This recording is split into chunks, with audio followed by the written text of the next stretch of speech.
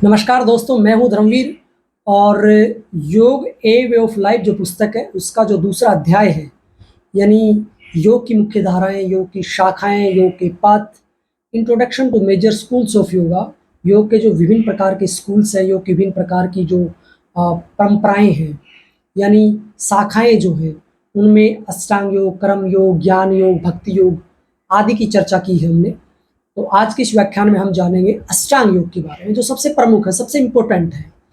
तो अष्टांग योग, तो अभी जो पतंजलि योग सूत्र का हमने चर्चा की थी, उसका जो दूसरा और तीसरा अध्याय है, उसके अंतर्गत अष्टांग योग का वर्णन मिलता है। तो अष्टांग योग दो शब्दों के मेल से बना है, अष्ट प्लस अंग। तो अष्ट का मतलब होता है 8 यानी 8। संस्कृत में अष्ट का मतलब 8 यानी 8। अष्टांग, अंग, अंग का मतलब होता है पार्ट्स यानी स्टेप्स।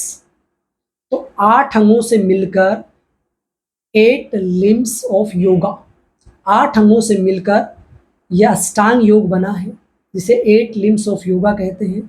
यानी योग के 8 अंग हैं, 8 पार्ट हैं, 8 भाग हैं। इसी कारण इसे अष्टांग योग कहते हैं। तो वो कौन से हैं? यम, नियम, आसन, प्राणायाम, प्रत्याहार, धारणा, ध्यान और समाधि। अब इनमें से जो शुरू के 5 हैं, यानी यम, नियम, आसन, प्राणायाम और प्रत्याहार, इन्हें बहिरंग साधन कहते हैं। धारणा, ध्यान और समाधि तीनों को अंतरंग साधन कहते हैं। आगे अब हम इनको विस्तार से जानते हैं। यम, यम को यूनिवर्सल मोरल या इथिकल डिसिप्लिन कहते हैं। यानी यम के भी 5 भाग हैं, जिन्हें महर्षि पतंजलि जी ने सभी अवस्थाओं में पालन करने योग्य बताया है। महर्षि पतंजलि ने इन्हें महाव्रत की संज्ञा दी है। सबसे पहला अहिंसा, फिर सत्य, फिर अस्त्य, फिर ब्रह्मचर्य और अपरिग्रह, ये 5 यम हैं। यानी अहिंसा, नॉन वायलेंस, यानी मन, कर्म और वचन से किसी भी प्राणी को दुख न देना ही अहिंसा है। सत्य यानी ट्रुथ, सदैव सत्य बोलना चाहिए। और महात्मा गांधी ने भी कहा है, truth is God and God is truth. सत्य प्रेषा है, पराजित नहीं है, क्योंकि जीत सत्य की होती है।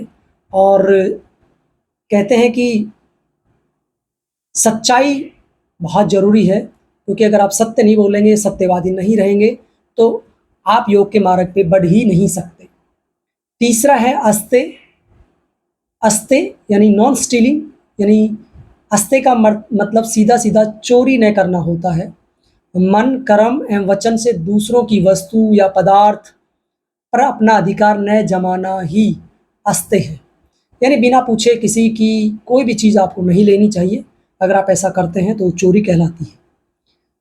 चौथा इसका पार्ट है ब्रह्मचर्य, यानी सेलिबेसी, कंटिनेंस, चेस्टिटी, यानी इंद्रियों एवं मन को वश में रखते हुए ईश्वरीय साधना में लीन रहना ही ब्रह्मचर्य है। यानी ब्रह्मा को प्राप्त करने के लिए, ईश्वर को प्राप्त करने के लिए, गॉड को प्राप्त करने के लिए जो आचरण आप करते हैं वही ब्रह्मचर्य है, जिसके लिए आपको इंद्रियों को, कर्मेंद्रियों को, ज्ञानेंद्रियों को, मन को संयमित रखना पड़ता है। अपरिग्रह यानी नॉन कॉवेटिंग, यानी अनावश्यक विचारों को मानसिक स्तर पर और अनावश्यक वस्तुओं को शारीरिक स्तर पर इकट्ठा नहीं करना। अपरिग्रह का मतलब होता है सामान्य इकट्ठा नहीं करना, आवश्यकता से ज़्यादा इकट्ठा ना करना। तो मानसिक स्तर पर विचारों का और शारीरिक स्तर पर वस्तुओं का अधिक इकट्ठा ना करें। जरूरत से ज़्यादा किसी भी वस्तु पदार्थ को इकट्ठा न करना ही अपरिग्रह है। अब हम बात करते हैं नियम की। यम की तरह नियम के भी 5 भाग होते हैं। नियम को रूल ऑफ कंडक्ट या सेल्फ प्यूरिफिकेशन बाय डिसिप्लिन कहा जाता है, यानी ये स्वयं पालन करने योग्य हैं। तो इनकी संख्या 5 हैं: शौच, संतोष, तप, स्वाध्याय और ईश्वर प्रणिधान। तो हम सोच को जान लेते हैं क्या होती है। शौच यानी प्यूरिटी, यानी प्यूरिफिकेशन, शुद्धि, पवित्रता होता है। शरीर और मन के अंदर और बाहर की शुद्धि करना ही सोच कहलाता है। संतोष यानी कंटेंटमेंट, मेहनत के बाद जो भी प्राप्त हो जाए उसी में संतुष्ट और प्रसन्न रहना ही संतोष है। तप यानी आर्डर या ऑस्टेरिटी, यानी सभी प्रकार के द्वंद्वों को सहन करना और सभी बाधाओं को सहर्ष स्वीकार करना ही तप है। इसके बाद स्वाध्याय की बात की गई है, यानी स्टडी ऑफ द सेल्फ, यानी स्वयं का अध्ययन करना, ये स्वाध्याय है। साथ में वेद, उपनिषद, दर्शन, गीता, रामायण, महाभारत आदि जो भी मोक्षदायी ग्रंथ है, धर्मशास्त्र हैं, उन या मोक्ष शास्त्र हैं, उन सब का अध्ययन करना भी स्वाध्याय कहलाता है। तो स्वयं का अध्ययन भी करें और शास्त्रों का अध्ययन भी करें। ईश्वर प्रणिधान यानी डेडिकेटेड टू लॉर्ड, यानी सभी प्रकार के जो भी कर्म फल हैं या जो भी आपकी अचीवमेंट है, उसको श्रद्धा के साथ, उसको विश्वास के साथ या पूरे समर्पण के साथ ईश्वर को समर्पित कर देना ही ईश्वर प्रणिधान है। तो ये हमने जाना यम और नियम को। अब हम जानते हैं आसन को। यह अष्टांग योग का तीसरा अंग है। आसन जो शब्द है वो संस्कृत की अस धातु से बना है, जिसका अर्थ होता है बैठने का स्थान और शारीरिक अवस्था।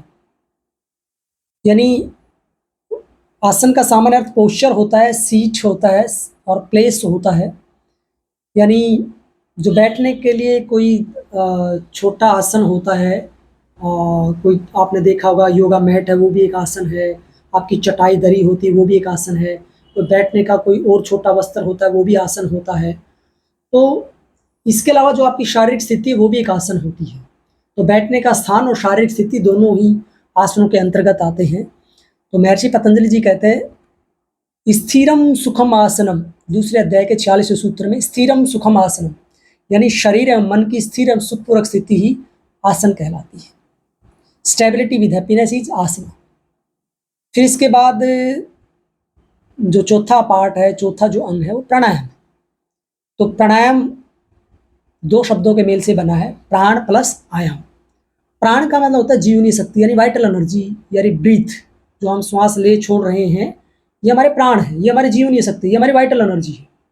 और आयाम का मतलब होता है विस्तार करना या नियंत्रित करना, एक्सपेंशन, कंट्रोल या डायमेंशन। जो सामान्य श्वास प्रश्वास है, इनको हम विस्तार कर दें, इनको विस्तारित कर दें, इनको फैला दें या इनको हम नियंत्रित कर लें, तो प्राणायाम कहलाता है। यानी pranayama is the science of breath. जो आप श्वास ले रहे हैं, छोड़ रहे हैं, रेचक पूरक जो है आपका, रेचक का मतलब श्वास को छोड़ना, पूरक का मतलब श्वास को लेना, कुंभक का मतलब श्वास को रोकना। तो ये जो पूरी श्वास की प्रक्रिया है, इसे ही, इसका जो साइंस है, इसे ही हम प्राणायाम कहते हैं। तो महर्षि पतंजलि जी ने प्राणों को वश में करना या प्राणों का विस्तार करना ही प्राणायाम कहा है।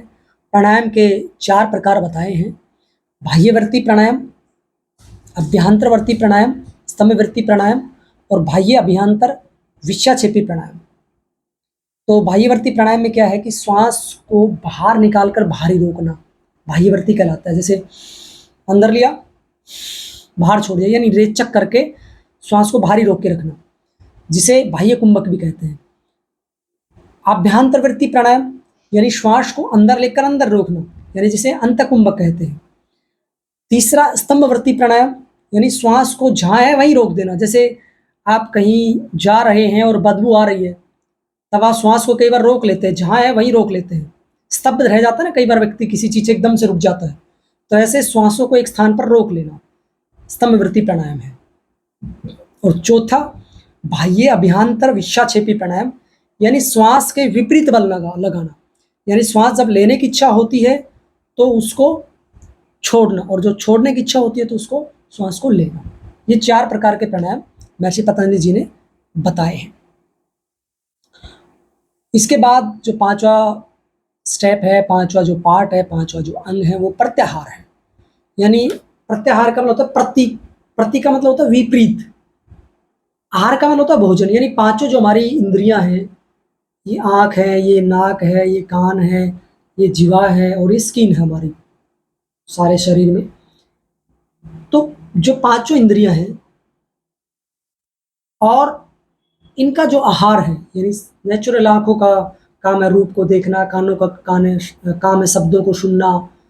तो ये जो 5 इंद्रियां हैं जिनके अलग अलग काम है, इनका जो आहार है या इनका जो काम, इसके विपरीत, यानी प्रति, इसके विपरीत इनको वहां से हटा लेना, विड्रॉल द सेंसेस, उनको बाह्य विषयों से हटाकर अंतर्मुखी करना ही प्रत्याहार है। सभी इंद्रियों को और मन को बाह्य विषयों से हटाकर अंतर्मुखी करना ही प्रत्याहार है। तो 5 हमारी ज्ञानेंद्रियां हैं यानी सेंस ऑर्गन है, 5 हमारी कर्म इंद्रियां हैं जिन्हें एक्टिव ऑर्गन कहता है, और एक हमारा मन जिसे उभयेंद्रिय कहते हैं। इन 11 की 11 इंद्रियों को अंतर्मुखी करना ही प्रत्याहार है। फिर इसके बाद आता है धारणा यानी कंसंट्रेशन। कंसंट्रेशन का मतलब महर्षि पतंजलि जी कहते हैं देश मदस्य चित्तस्य धारणा, यानी किसी स्थान विशेष पर शरीर के बाहर या भीतर अपने मन को टिकाना, लगाना, बांधना या केंद्रित करना ही धारणा है। तो धारणा जो है वो ध्यान की ही आधारशिला होती है, ध्यान की ही नींव होती है, ध्यान का बेस होता है या प्री स्टेप होता है, ये कह सकते हैं। इसके बाद ध्यान आता है यानी मेडिटेशन आता है। तो महर्षि पतंजलि जी कहते हैं कि तत्र प्रत्येक तांत ध्यान, कि जहाँ पर धारणा में मन को टिकाया है उसमें एक तांता सी बनी रहे, एक निरंतरता सी बनी रहे, एक फ्लो बना रहे, अटूट, अखंड, लंबे समय तक, उसे ध्यान कहते हैं। और इसके बाद आती है समाधि यानी स्टेट ऑफ ब्लिस, आनंद की जो स्थिति है, समाधि की जो स्थिति है, यानी समाधि अष्टांग योग का 8वां अंग है। यानी जहाँ मन को एक स्थान पर टिकाया है वो धारणा है, उसको टिकाए रखना लंबे समय तक ध्यान है, और उसी में खो जाना, उसी में लीन हो जाना ही समाधि है। तो तीनों को संयुक्त रूप से संयम भी कहा जाता है, धारणा, ध्यान और समाधि को। तो महर्षि पतंजलि जी कहते हैं जब योग साधक अपने निज स्वरूप को भूलकर, अपने निज व्यक्तिगत स्वरूप को भूलकर केवल ध्येय, लक्ष्य में लीन हो जाए और इस स्थिति में चित्त शून्य स्वरूप हो जाता है, तो वह अवस्था समाधि की कहलाती है। तो ये हमने दूसरा जो चैप्टर है योग ऑफ लाइफ पुस्तक का, उसमें अष्टांग योग के बारे में जाना। तो आप सबका आज के लिए धन्यवाद।